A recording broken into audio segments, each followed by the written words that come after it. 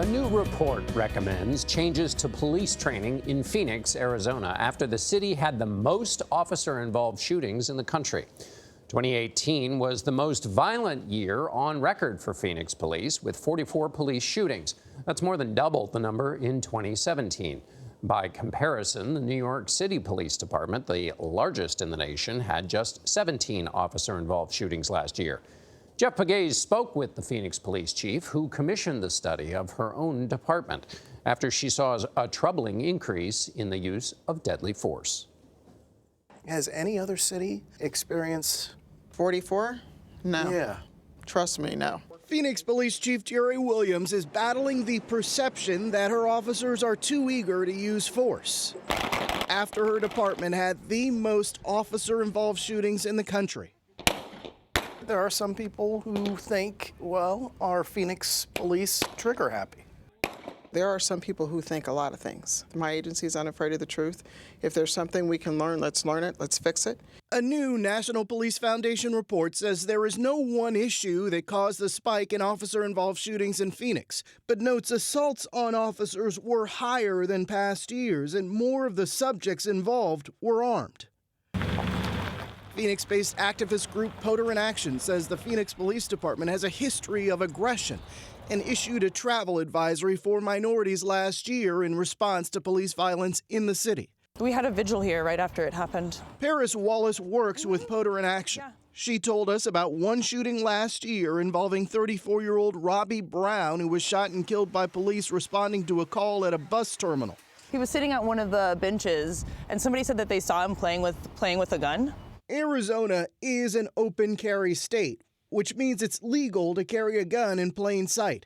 But at least one witness said she did not see Brown with a gun at the station and that he appeared to be listening to music. They ended up boarding the bus and shooting him in front of over 30 people. Police say Brown ignored commands to drop his weapon and produced a handgun from his pocket when they confronted him. Keep it down, Ray. Keep it down, Ray. The national report also points to an increase in use of force incidents with no guns involved. What the is going on? What the hell? You guys good? I'm dying. Body cam footage shows the immediate aftermath of a Phoenix police officer's scuffle with a blind man named Marco Zepeda in a gas station bathroom last June. You were approaching the urinal? Yeah, but I didn't hear anybody. So he comes and turns around and he say, I think, get off of me, and push me really hard. And that's when I started defending myself. You just turn around and start pushing me like crazy. I told you I was a cop and you just started freaking shooting at me. I didn't know you were a cop. I told you. Let's go. Let's get out of here. And I was playing to him. Look at my eyes. I'm blind. What did he say? He didn't care. Zepeda was charged with aggravated assault. He spent 24 hours in jail, but the charges were ultimately dismissed. You've seen that tape? I've not seen the tape. Or have I seen the tape? I may or may not have seen the tape. Well, we can. I don't need to see the tape. I am not going to discuss it as a PETA case. One, it's still an active and open investigation, and two, I believe we are in litigation with it. Do you get annoyed by those types of questions when those incidents happen? I'm not going to say annoyed. Anytime something like that happens, it's troubling. You have to think about policy, procedures, practices. How are you? Helping oversee that effort is Commander Jennifer LaRoque. She runs a new training program at the Phoenix Police Academy. What is implicit bias? Which includes implicit bias courses and de-escalation training scenarios like these. Calm down. The old military style where we come in and we start screaming at people. Sir, yes, sir. That's not happening here anymore. We've changed that up. We need to get back to the basic skills of how to take someone into custody without considering using the tool belt as a first resort. Or if one of those fails, do we necessarily have to pull out our gun and use deadly force? What do you think is the most important thing in bridging the gap between community and police? It's about trust.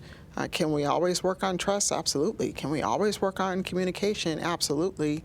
And my agency is doing that. For CBS This Morning, Jeff Pegues, Phoenix.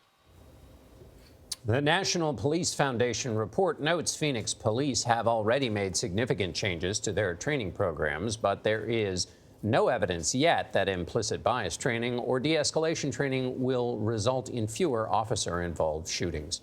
You see the footage there, the cameras from the police officers. There was a time when there was a debate whether that was going to exist, and you see how helpful it is in helping with this training. It'd be more helpful if they would look at the tape, too. I think that's important, that you at least got to look at the tape. I appreciate the fact that Phoenix has acknowledged that they have a problem and they want to do something about it, and they're working on that. It's a very important story. They certainly feel the heat.